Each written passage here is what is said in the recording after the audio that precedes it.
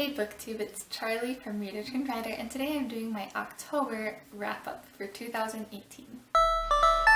I'll start with my stats. I read 11 books, so it wasn't a bad month, and a total of 3,686 pages. I did not DNF any books.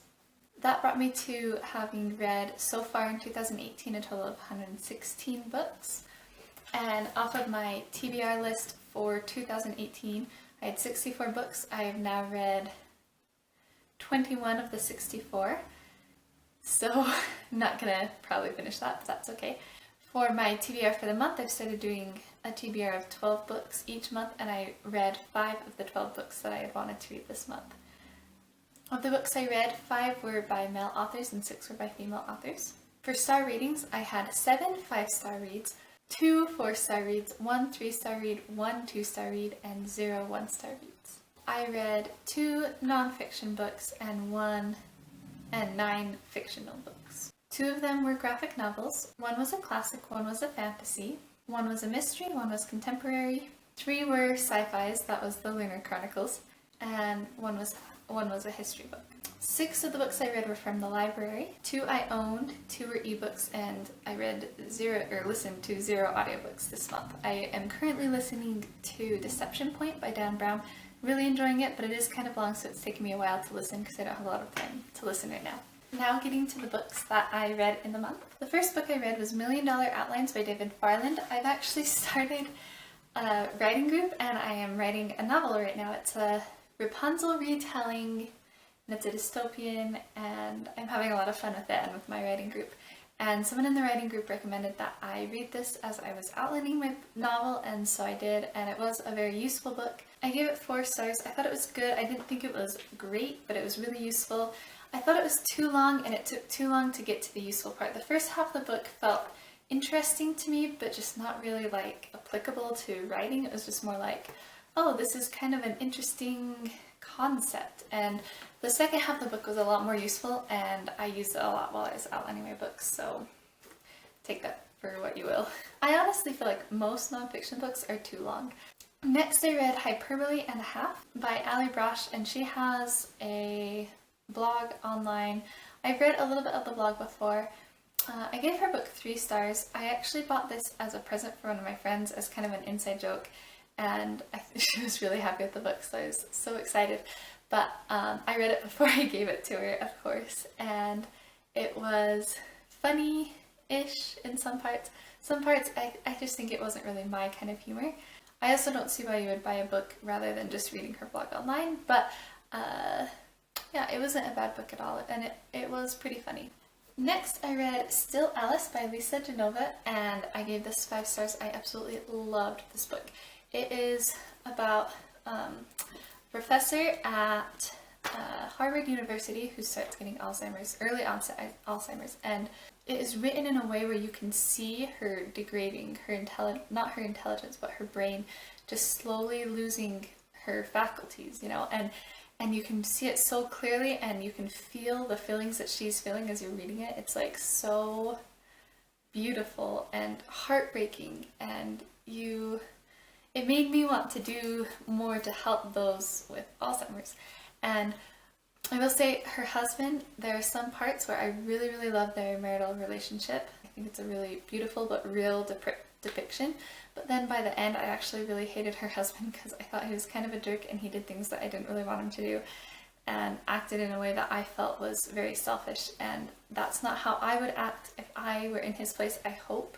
And it's definitely not how I would want my husband to act. It was definitely very sad, and I loved seeing her relationship with her kids as well through it all. Yeah, it was just a very well done book. If you like contemporaries, this is an adult contemporary, but I would definitely recommend picking it up because it is so beautiful.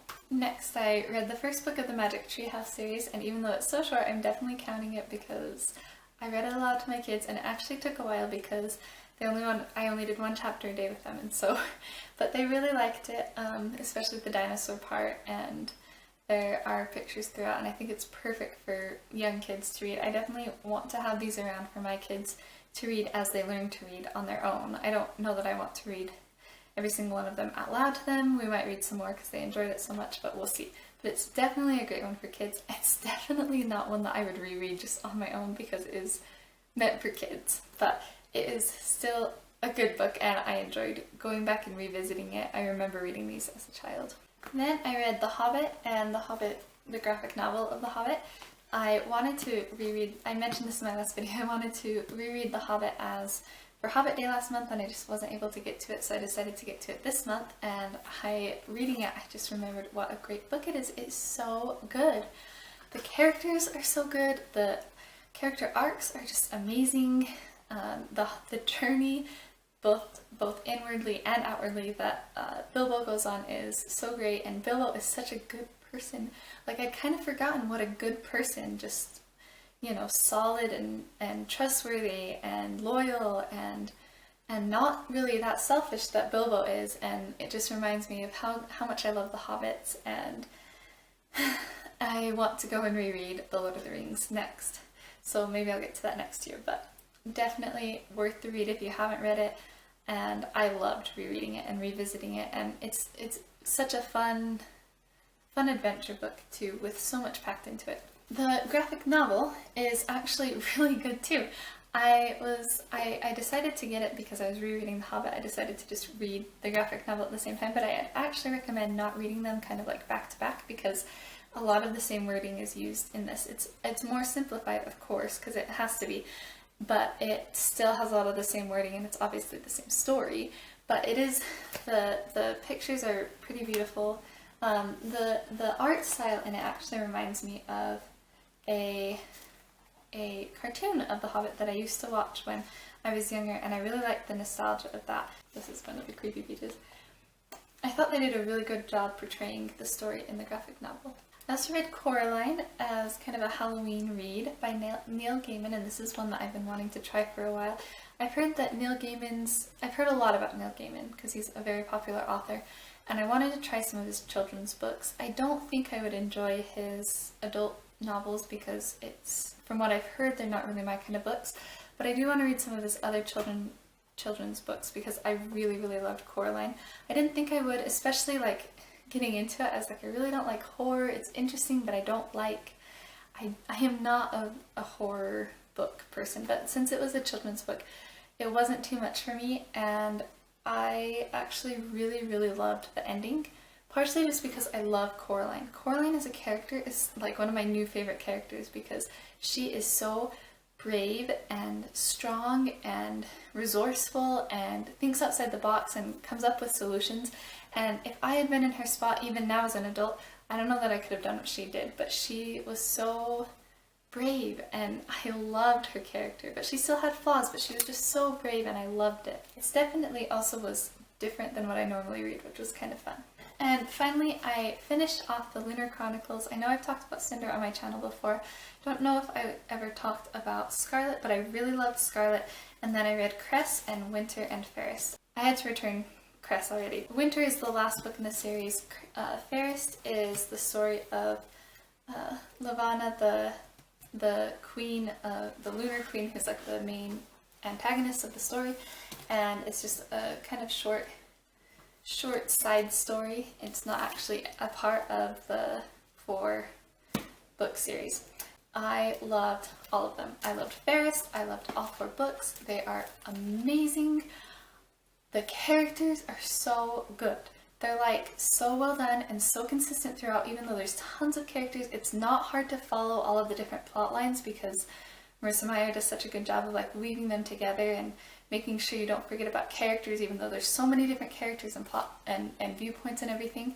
The love story, the romance and everything, there's like a whole bunch of different little love stories that they're not too cheesy, but they're enough to make you just like fangirl over them, and there's not too much romance in it, but it's just like a really good mix of sci-fi and romance and action, and the tension that she holds throughout the whole series I thought was really good with the overarching plot line, but then just like each book had a lot of really good tension, and there were a lot of reunion scenes that I absolutely loved. I laughed out loud at some of the interactions between the characters. It was just really easy to read too. The writing is easy to get through, even though they're like really long books. Like this one's 800 pages, but it didn't take me very long because I I just wanted to keep reading and wanted to get more, and I read Fairest as soon as I finished this one because I wanted to get more. And I think there's a collection of like short stories or something from the same world that I'm going to go check out next. So if you haven't read the Lunar Chronicles, I'm sure you've heard about them and everybody raves about them, and there's a reason. And so definitely go check them out and read them. So that was my reading month. I felt like it was a really good one. We're getting close to the end of the year, and I'm excited to try and finish up some of my reading goals for the rest of this year, and then I've already started putting together my bullet journal for next year and setting some goals for next year as well. Yeah, I'm excited. Anyways, thanks for watching my video. If you have read any of these books, let me know what you thought of them down in the comments below, or if any of them sound interesting, definitely go check them out. I will see you in my next video.